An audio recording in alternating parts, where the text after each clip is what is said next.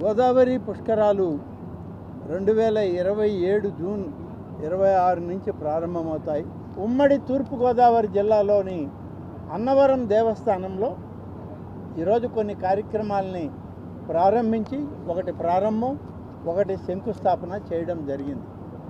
ఎందుకంటే గోదావరి పుష్కరాలంటే ఏదో రాజమండ్రి ఒడ్డే కాదు, గోదావరి పరివాహక ప్రాంతమంతా భద్రాచలం దాటాక మన రాష్ట్రంలో మొదలుపెట్టాక ఇప్పుడున్న ఆంధ్రప్రదేశ్లో అలాగే చివరిన సముద్రంలో కలిసే వరకు ఈ గోదావరి పుష్కరాలు పరివాహక ప్రాంతం అత్యంత ప్రాధాన్యతను సంతరించుకున్నదని చెప్పడంలో అతిశయోక్తి ఏమీ లేదు.